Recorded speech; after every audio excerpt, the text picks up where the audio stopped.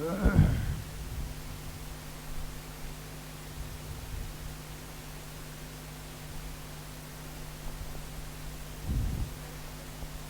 اللہ الرحمن الرحیم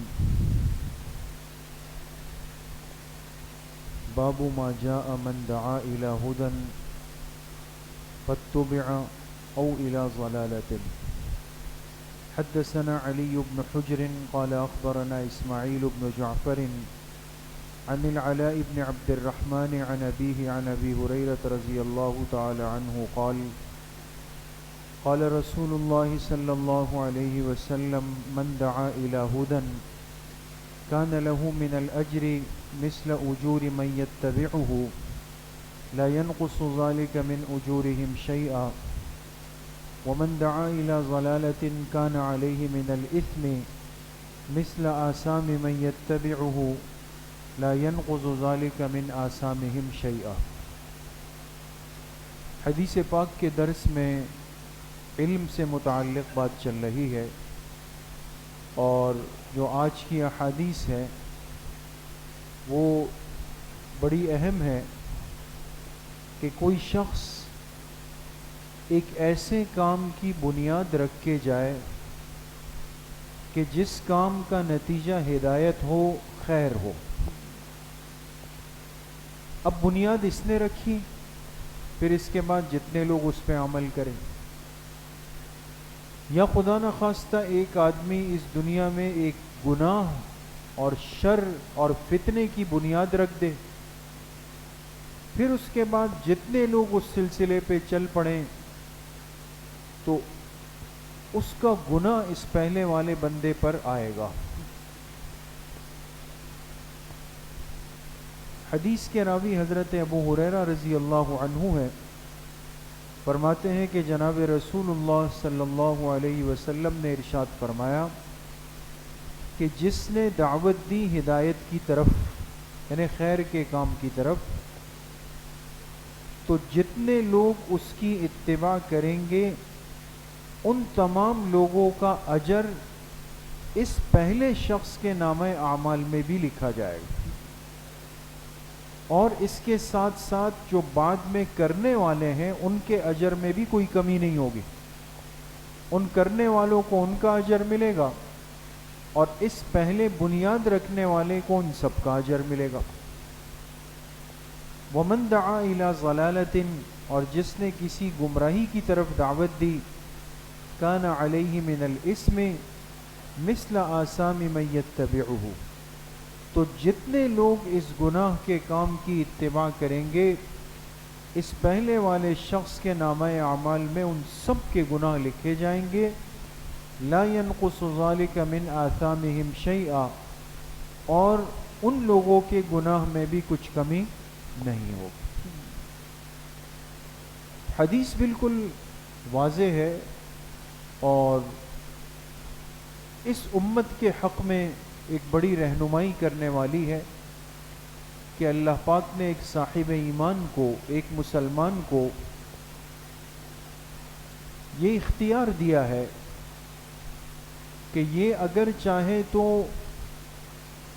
خیر کی بنیاد بن جائے، اور اگر یہ چاہے تو شر کی بنیاد بن جائے. اور اتنی سمجھ بھی اللہ نے انسان کو دی ہے کہ یہ بندہ خود سمجھ رہا ہوتا ہے کہ میں جو کرنے جا رہا ہوں آیا یہ واقعتاً خیر کا کام ہے، صحیح کام ہے، یا جو میں کرنے جا رہا ہوں یہ شر کا کام ہے. تو اب جس مسلمان کلمہ گو نے ایک ایسی نیکی کی، ایک ایسا خیر کا کام کیا کہ جو واقعتاً نیکی ہو، اس کو بات کو سمجھیے گا دوستو، واقعتاً نیکی ہو، خیر ہو، ہدایت ہو، اور پھر اس کے بعد باقی لوگوں کی بھی اس کام کی طرف رہنمائی کی. بات سمجھیے. اب جیسے ایک مثال کے طور پہ کہ ایک بندہ ہے، اس نے یہ سنا، سیکھا کہ بھئی مسجد کی صفائی ستھرائی کی بہت بڑی فضیلت ہے. ایسا ہے نا دوست؟ ایک بندہ اگر مسجد کی صفائی ستھرائی کرتا ہے اس کی بہت بڑی فضیلت. تو اس نے سوچا کہ بھائی میں ایسا کرتا ہوں کہ روزانہ فجر کی نماز سے پہلے آؤں گا اور اپنی مسجد کا جھاڑو پونچھا میں لگاؤں گا. بہت سارے لوگ ہیں, خادم بھی ہے, وہ سارا دن کرتا ہے, مجھے تو موقع نہیں ملے گا, چلو میں ایسا کرتا ہوں کہ یہ کام میں کر لیتا ہوں. لہٰذا اس نے آ کر یہ کام شروع کیا اور پھر گھر جا کر اپنے بیٹوں سے کہا, اپنی اولاد سے کہا کہ بھئی دیکھو یہ اللہ نے موقع دیا ہے اور میں یہ کام کرتا ہوں, کل دنیا سے چلا جاؤں تو آپ جو میرے بیٹے ہو آپ لوگوں کو اس کا خیال رکھنا ہے. بات سمجھ گئے؟ خود خیر کا کام کرنے والا اور اپنی اولاد کو اس خیر کی دعوت دے رہا ہے. اب اس کی اس دعوت پر اس کے 2 بیٹے 3 بیٹے تیار ہوئے, انہوں نے اپنے ساتھیوں سے, انہوں نے اپنے ساتھیوں سے, باقی نمازی, یعنی ایک فرد کی بات 100 آدمیوں تک چلی گئی. اور انہوں نے کہا کہ یہ کر سکتے ہیں, ہم کیوں نہیں کر سکتے, ہماری صحت اس سے اچھی, طاقت اس سے اچھی, نوجوان ہے. اب یہ بندہ ایک کام کرتے کرتے دنیا سے چلا گیا.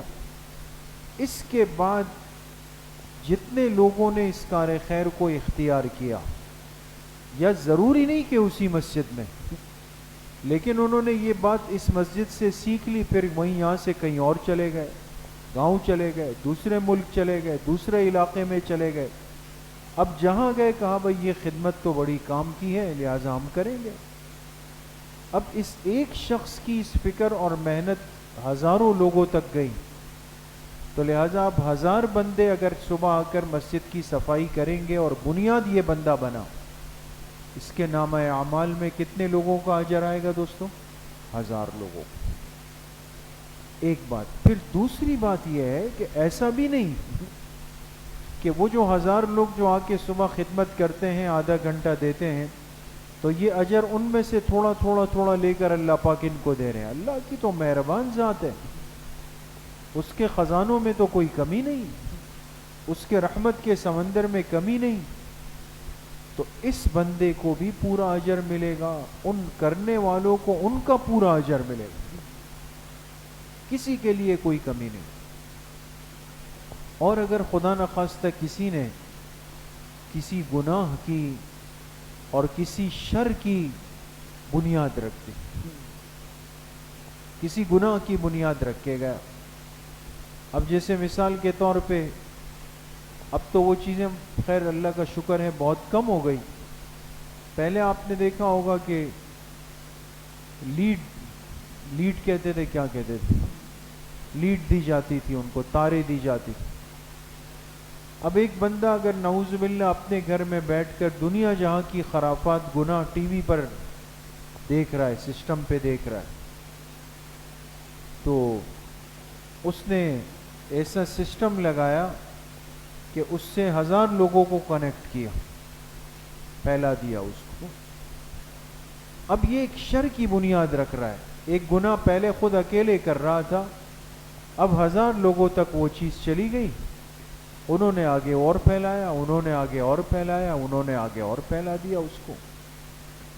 یا یہ کوئی ایسا گناہ کا یا کوئی ایسا شر والا کام تھا کہ یہ اپنے خاندان میں اس کی بنیاد رکھ کے گیا.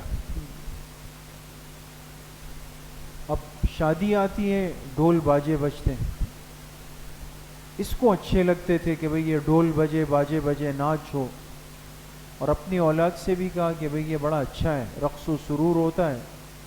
اولاد نے کہا کہ جی ابا جی کو پسند تھا, ہم بھی کریں گے.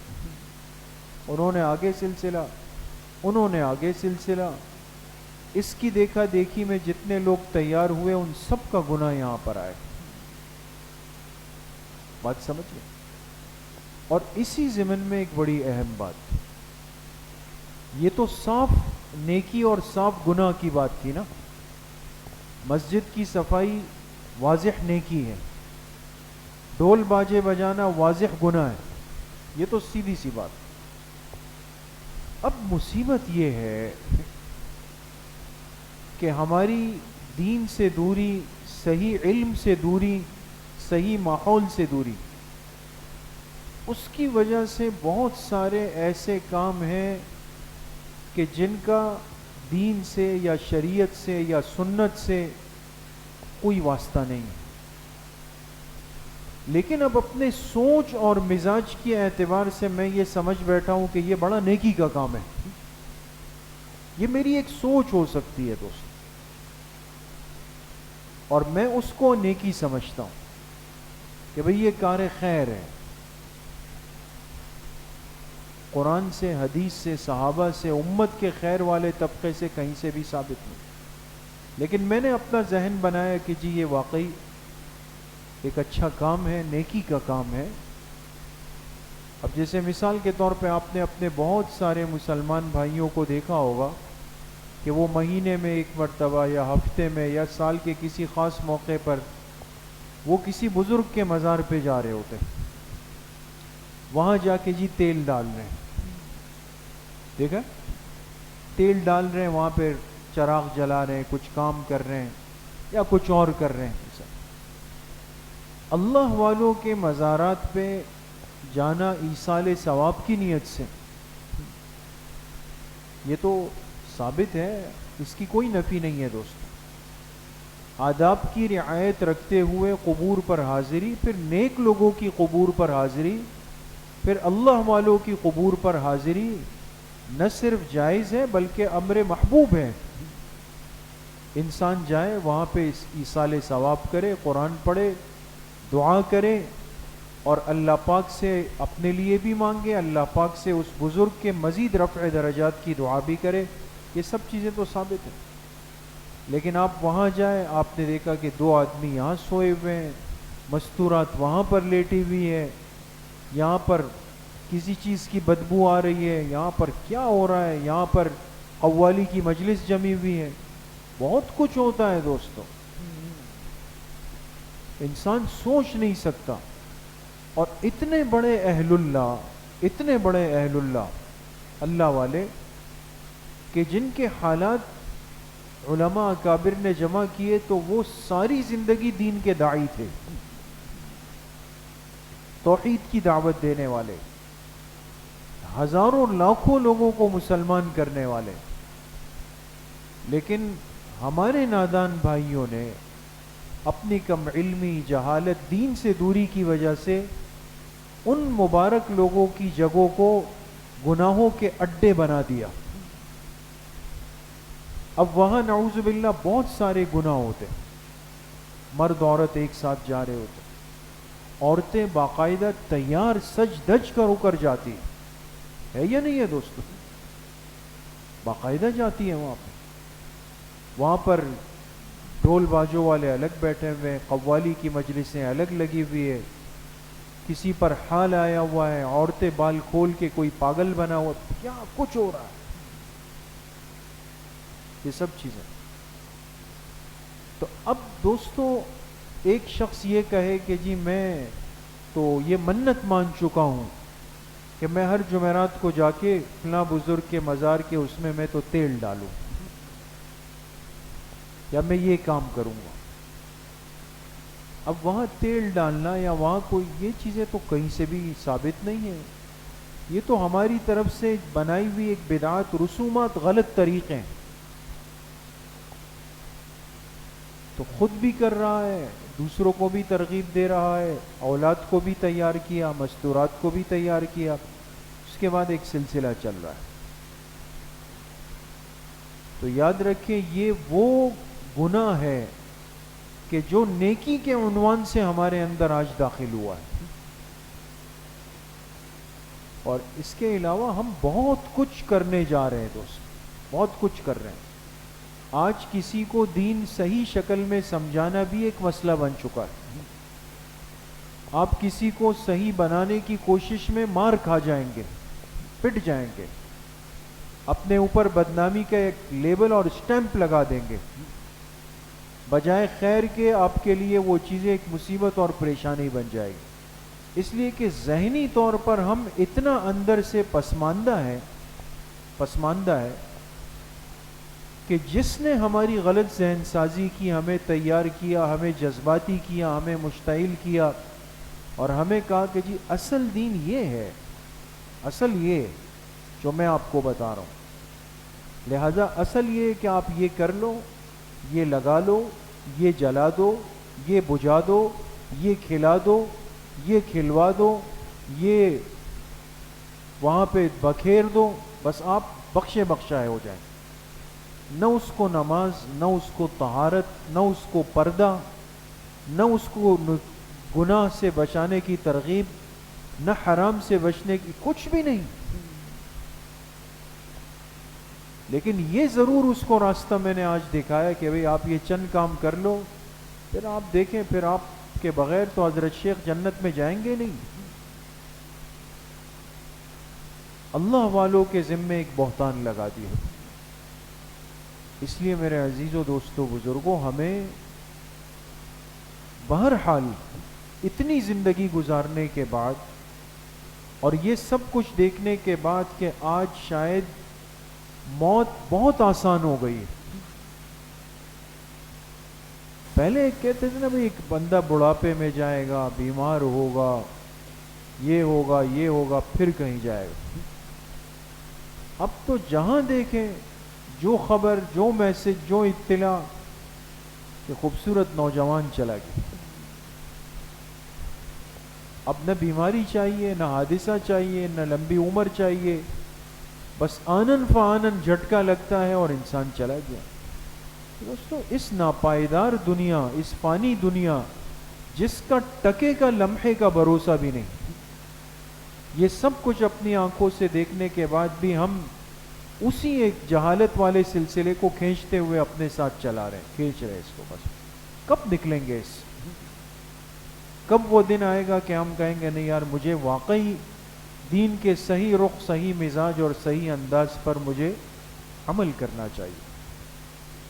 تو اس لیے خلاصے کی بات دوستو یہ ہے کہ اپنے وجود سے خیر کی بنیاد بنے، اپنے وجود سے شر کے لیے بنیاد نہ بنے، نہ خود غلط کام کرے، نہ غلط کام اپنی اولاد کو، اپنی نسلوں کو، اپنے ماننے والوں کو سکھائیں کہ جی میرے مرنے کے بعد آپ نے ایسا ایسا کرنا ہے۔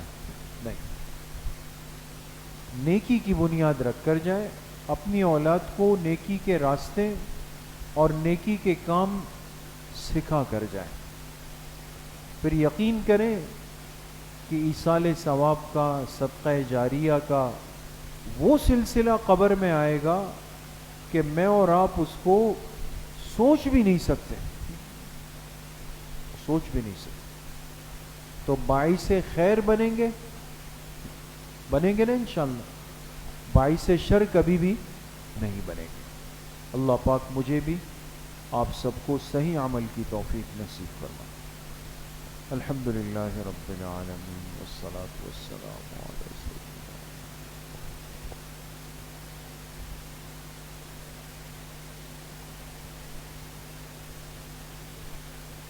ہمارے قریبی عزیز کا آج انتقال ہوا ہے، دعا فرمائے اللہ پاک ان کی مغفرت فرمائے، اللہ ان کے درجات بلند فرمائے۔ وصلی اللہ وسلم علی نبینا محمد وآلہ وصحبہ اجمعین برحمتہ۔